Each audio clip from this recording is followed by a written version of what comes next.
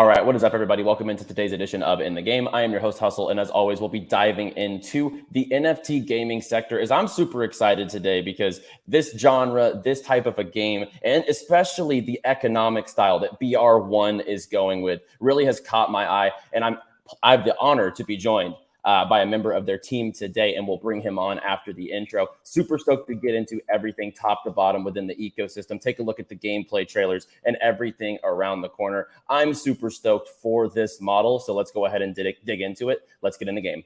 T-minus 15 seconds. Guidance is internal.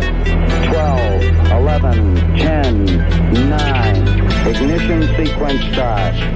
6, 5, 4, 3, 2, 1. If you ain't here to hustle, why is you here?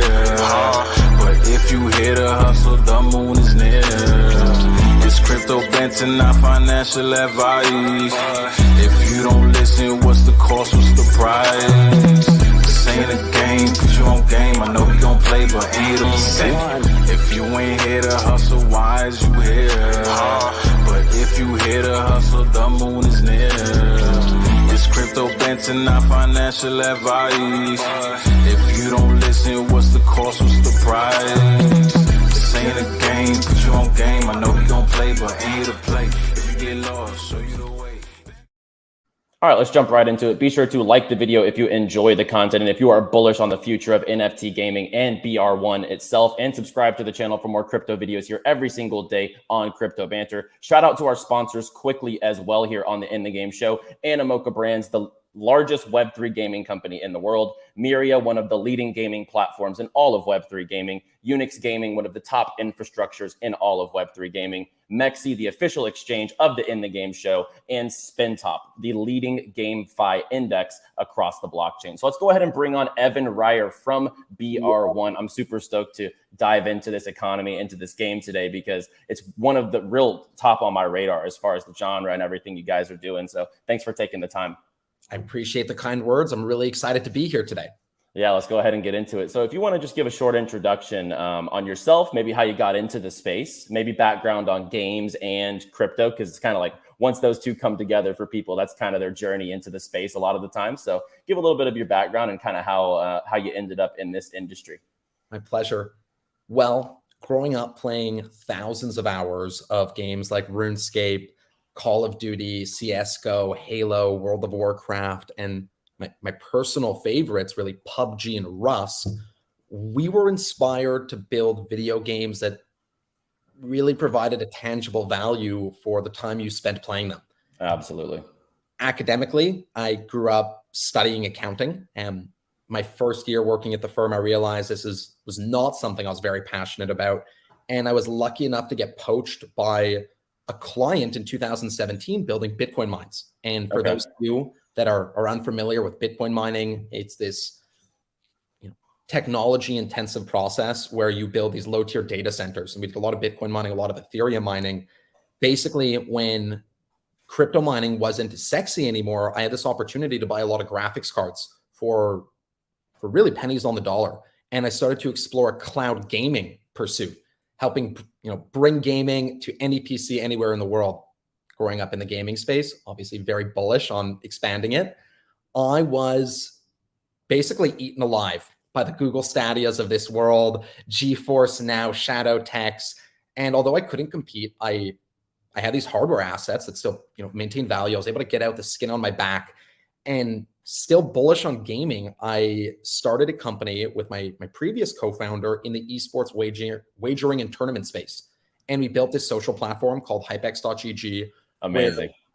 We would pull APIs from the back end of games. We'd basically just take your game data and organize it in such a way to make these meaningful events or tournaments, or let you bet on your performance in games versus other players. I'm super familiar with the platform too, by the way. Oh, I love that. Yeah, and esports background here.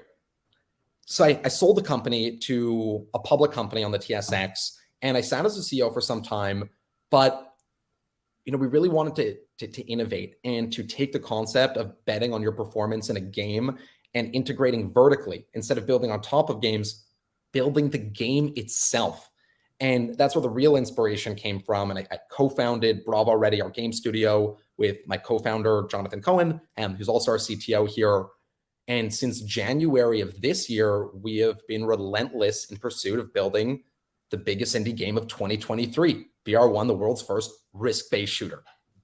Yeah, and the background sews it all together. We'll talk about the economics, because I think it's brilliant. Like, everything that you just said lines up so well with where this project is going, and that's fantastic. Like, I like to bet on people with experience, real world experience, people can build the product and deliver. So that's first and foremost, and that's fantastic for people to be able to understand the level of businesses that you've built in this particular sector. Like, building those types of businesses like Hypex, like you said, that's its own economic structure inside of itself, whether crypto was involved or not. So it's super impressive to see that background. And give a little bit of an intro to BR1 briefly for people who haven't, like, the quick TLDR on BR1. It is a very simple approach. Our game is a PUBG-esque risk-based shooter. And what it really comprises is, in our game, there is no timer. There's no start, there's no finish. You pay to spawn. So in our $1 game mode, you pay $1 to spawn into a huge map, 3 kilometers in diameter. When you spawn on the edge of the map, and you work your way towards the center to find greater access to weapons, ammo, and equipment. Nothing forces you towards the center, though. You move at your own pace. For every player you eliminate, you earn the greater of 10% of the total wealth that they have accumulated, or their spawn fee. So in this case, if you roll on me and I have $20 on me, and you manage to eliminate me, you're going to earn the greater of 10% or $1, my entry fee. In this case, you're going to earn 10%. You take home $2. Right. Beauty of this game is when you yourself are eliminated, you keep 85% of your earnings. You're kicked out of the game and you're prompted to play again. Bringing it all together, I play, I eliminate 20 players. Hustle comes along, eliminates me. He takes $2. I keep 17. The remainder is our marked service fee. I'm kicked out of the game, prompted to play again. So it's fantastic too. Go ahead. It's a game designed for an aging demographic. It's not necessarily for my younger brother. But for those of us aged 25 to 35 that are going to game for the rest of our lives, what we found is once you pay to spawn, once you bet on your performance in a game, you never get the same level of thrill unless you always have that associated risk on that gameplay. And that's exciting. So, we've designed this game for an aging demographic.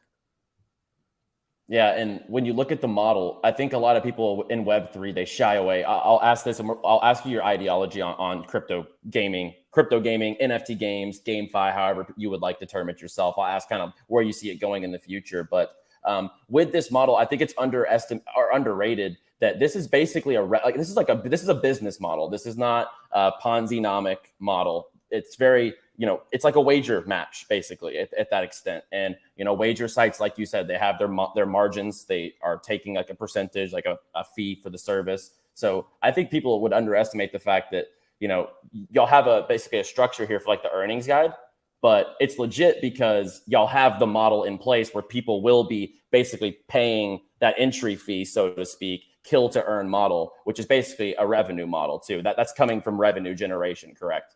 That is correct. So in our game, there's no Ponzi, there's no token. The concept of pay to spawn is not play to earn.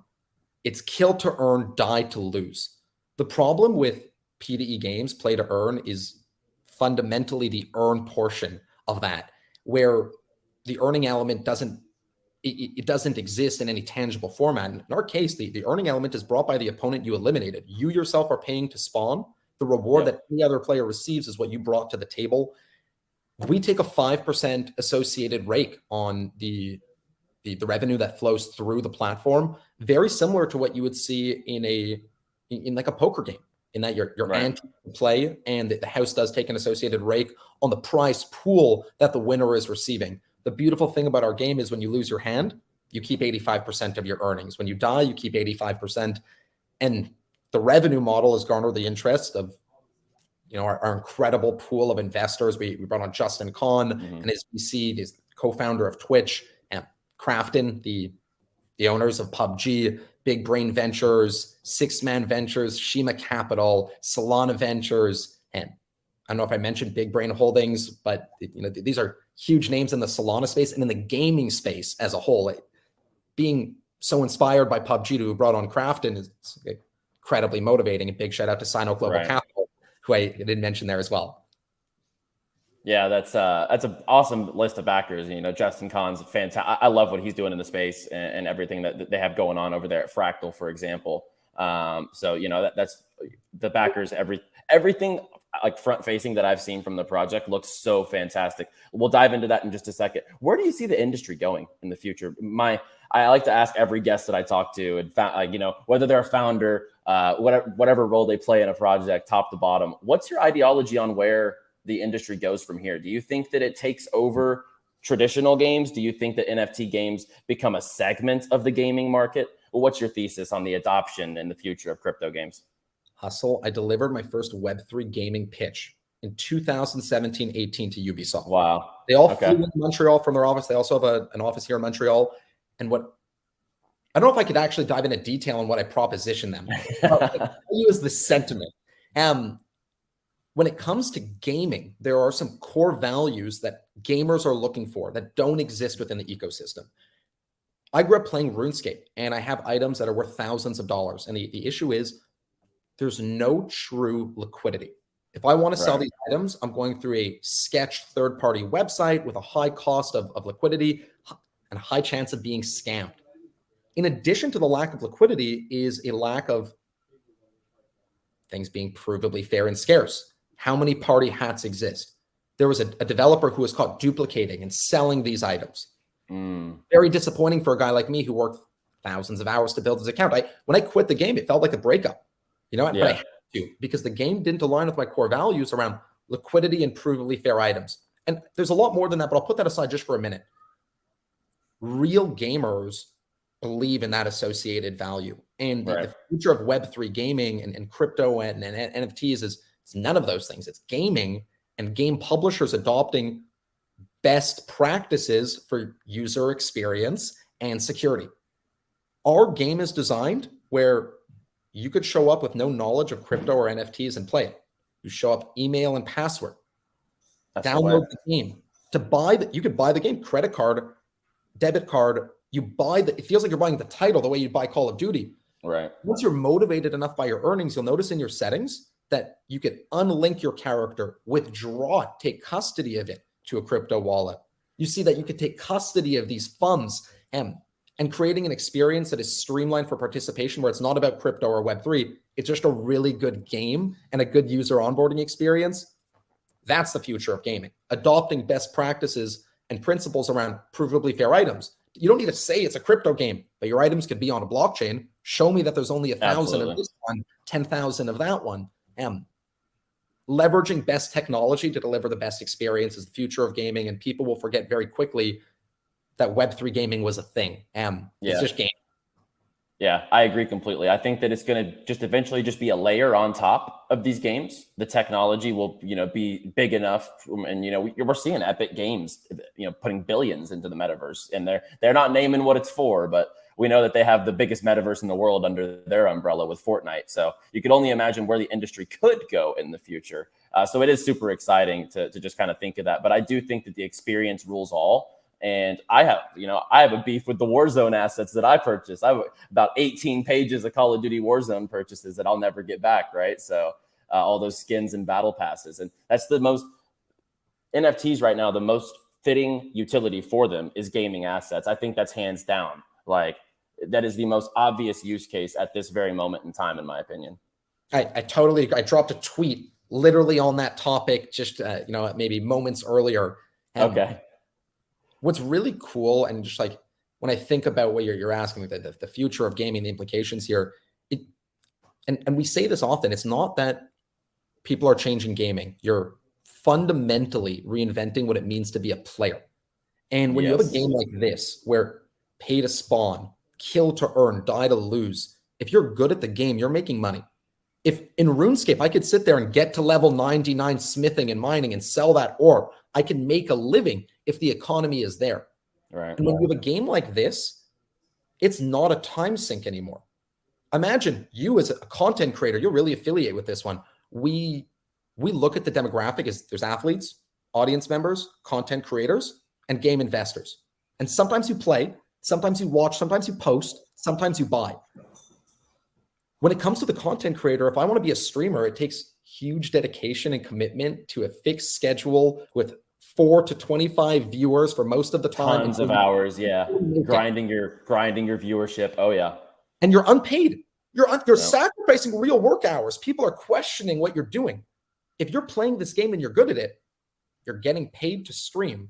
Your audience watching you risk it for the biscuit, they love it. This totally changes what it means to be a gaming content creator or an athlete at home, trying to build your position. You want to be an esports athlete? Doesn't pay until you're at the top. Get paid to work your way to the top of these leaderboards, to be a top tier athlete at these major events.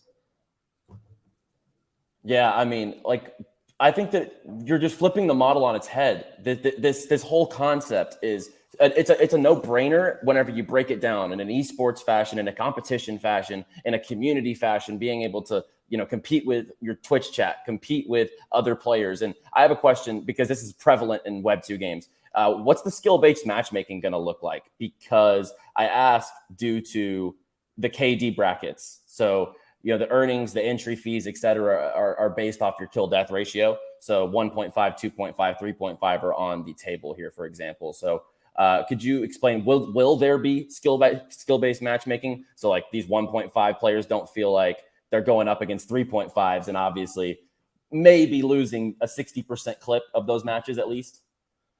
So there's a few things that I'll mention. First and foremost, we do force players through an onboarding experience that ensures they're not just going to walk in and risk capital and die and lose and have a bad time. And you will need to play a fixed amount of games and earn your way to those higher quote unquote risk modes, as we refer to it. In our closed beta right now, though, we fund user accounts. So if you have a beta account, we're putting money in your account. Anything you earn, you cash out for free. That's awesome. So there's no risk in the current. We say it's no risk, all reward. But in the live open beta, we do play with ways where we could limit participation based on ELO, skill-based matchmaking, based on user performance. Similarly, there will always be public servers. You will have players who, despite their ELO, do want to play in a higher risk game mode. They rather spawn for $5 than $1, or $1 versus 25 cents. At their own discretion, there will always be public servers. And we do this to ensure that there's a critical threshold of players to meet for a good time, right? You need to always make sure there's about 300 players in any allocated server for a risk mode. And we don't want to bar entry or limit people's participation, which may result in an emptier server and a poor user experience. Yeah, for sure. I think it's fantastic, and that was a great answer to that question, because I think that's a valid. People will probably raise that concern, right, when the game comes around, just a lower KD player versus a higher KD player, and then go over the gameplay loop, right? So for anyone who hasn't seen the gameplay itself or has looked into the core mechanics of the game, can you lay out how BR, will it be extraction, for anyone who hasn't looked into it? So when you hop into the game, immediately you're going to choose your risk mode, you're going to pay to spawn, and you start on the edge of the map. And it is a beach, just where you're looking right now. It's on screen. When you spawn, you have nothing on you. And it's very much the emotion of experiencing fight or flight. You hop into the game. You want to, gain an ROI on your participation. As you work your way towards the center, you immediately work from the beach into a more wooded area and then into a more industrial area. You're able to loot different weapons along the way. You have ranged weapons and melee weapons. Some are silent, some are more loud as well. You have defensive equipment and consumables. There's very limited ammo. The experience is very survival-like because, again, dispersed around the edges of the map is very limited ammo, weapons, and equipment. You may run into another player or see another player. You have to make the conscious decision now, fight or flight. This player, based on where they are on the map in zone 1 on the edge, likely doesn't have much capital amassed on him. You want to earn the greater of 10% or $1. If they have an excess of $10 on them, you're making more than the entry fee. I always have to make the critical decision. Do I want to chase this player down? And do I have enough ammo to kill him? Because if I am inaccurate with the very limited few shots that I have, we're going to melee. And if I'm not a talented melee participant, I may die in the pursuit of killing this player. I try and gain as many weapons as I can and get the drop on players post-battle, see them engage in the distance, roll up immediately, and continue to work my way towards the center, where at the center, it is a much more fast-paced game like Call of Duty or a center circle in PUBG, in that players are in very close proximity, they have the strongest weapons and the most wealth on them. So it's the most high anxiety type of situation that you could be in. There are two ways to exit the game. If you die, you do retain 85% of what you have earned. You have $20 on you, you die, you keep 17, you're kicked out of the game. But you can also survive. As you play the game, there is a bar in the top right corner of your screen that will, after about 15 minutes, will fill up entirely in blue, at which point you can trigger the survival function. When you press the action button, it triggers a 30-second countdown, and it basically says, take your hands off the keyboard.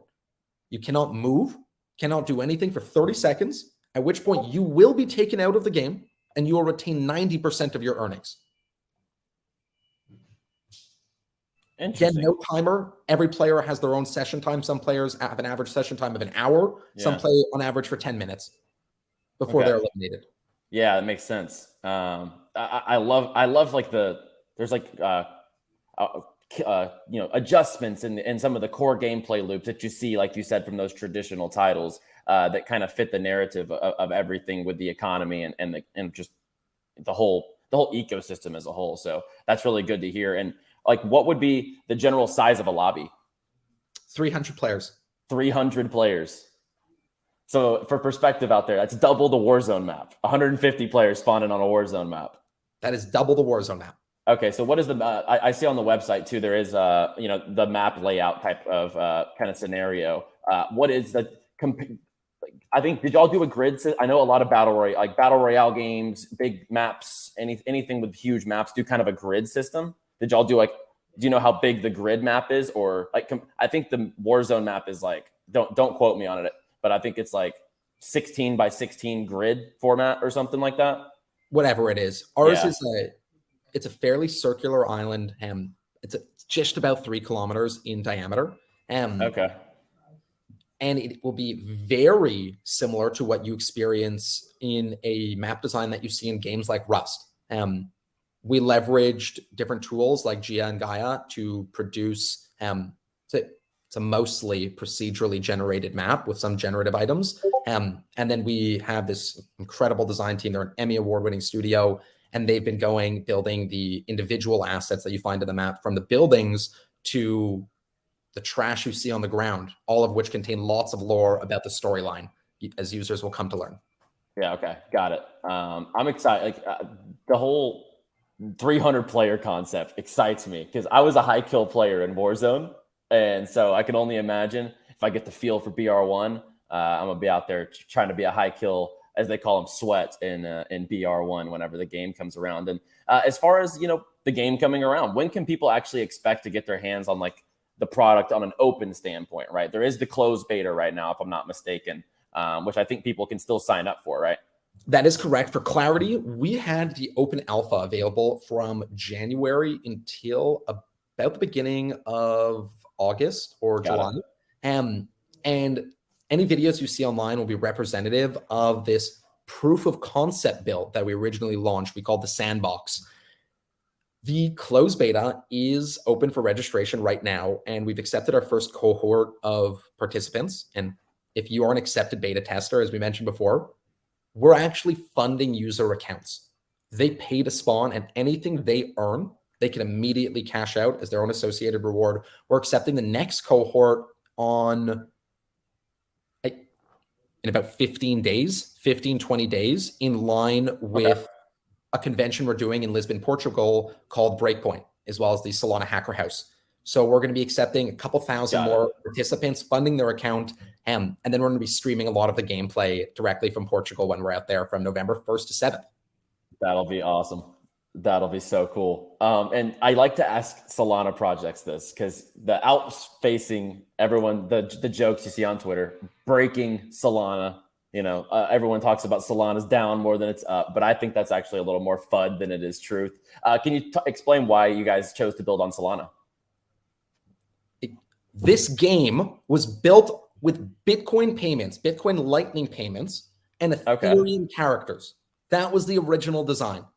And we worked with many companies and evaluated different chains for what was the most scalable and efficient way to deliver on this game. And that's why we were, multi-chain originally in concept. We thought this was the most efficient way. When we were introduced to Solana, it was very easy to realize this is the most high performance blockchain and the best way to deliver on a video game and a gaming product, a transactional gaming product. Mm-hmm. And what a lot of people fail to realize is the Solana down, this must mean like nothing works at the end of the day. Imagine you built a video game and it was hinged on blockchain uptime or Ethereum gas fees.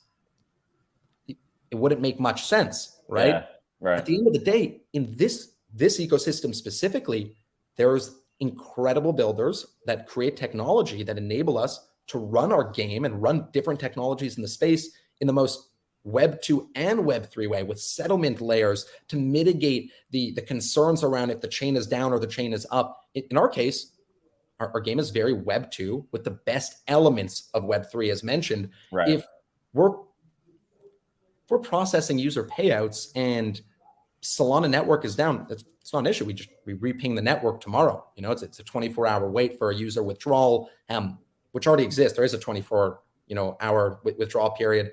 It doesn't really affect the experience, especially when you have policy in place to communicate appropriately with your consumer and your participant.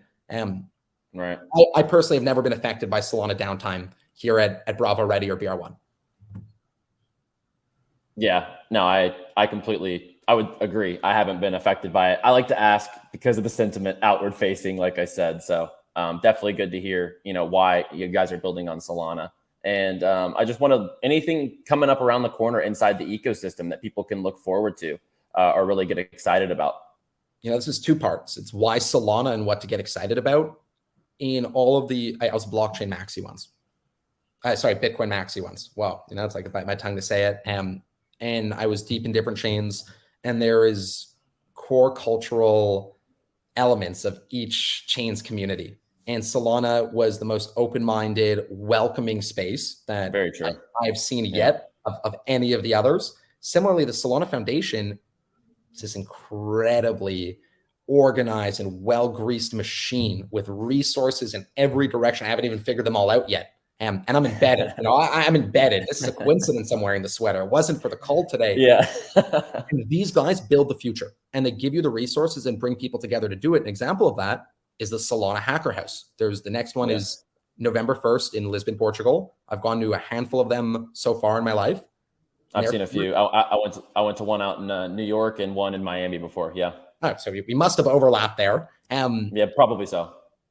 Game changers, totally changed our career, our opportunity to meet investors, to work with people, meet new talent.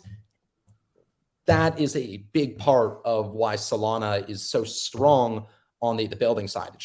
They fuel builders. Yeah, no, it makes sense. I would double down on that sentiment. That's why I ask, because it's good to hear from the developer side of things. Like the outward, like what people say from the outside is just a little outlandish, and crypto Twitter at its finest when they're trolling the Solana blockchain. And then, yeah, like I said, if you want to leave off with anything around the corner within the ecosystem that people can be excited about for BR1, I know, if I'm not mistaken, the humans haven't dropped yet, have they? So the humans haven't dropped yet. And I guess we'll make it fun for the sake of your viewers. We'll throw some alpha out there. All right. Around the corner, we are accepting our next cohort of beta participants, and we're releasing a brand new map. All of the beta testers and anyone accepted is going to be able to play on this map again. No risk, all reward. We're also going to announce the launch of our human collection. Humans will be a free mint that will be, if you want to participate, you will need to have registered to our website as a beta tester. And we're going to drop a lot more information on that in the near term. But for Hustle's viewers, get excited. I love it. The alpha here in the game. I'm glad that I threw out the line. You definitely captured that one greatly.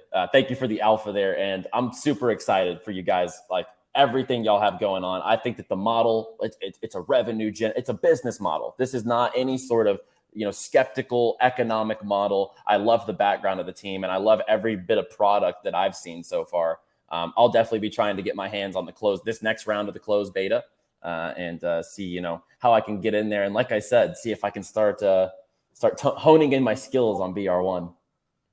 We would love to see you in game. We do prioritize when it comes to people who want to participate in the closed beta.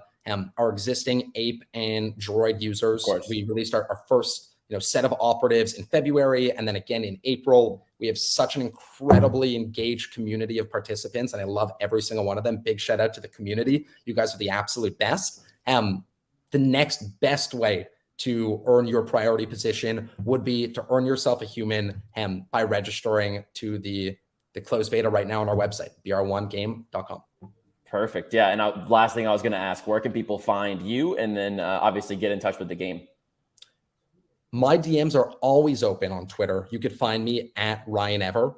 And in our pursuits in building the future of gaming, if you're an existing game project, company founder looking to build the future, you have some ideas, but you don't know what the next relevant steps are, we've helped raise capital for companies. We've helped advise them on their product. If there's anything we could do to help you in the delivery of what you're building, please don't hesitate to reach out. If you have any questions regarding BR1, DMs are open.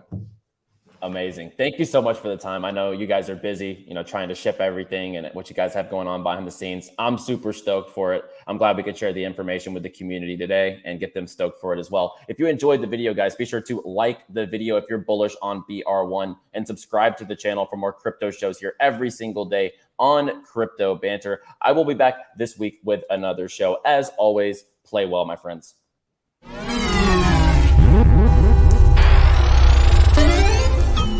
Mm-hmm.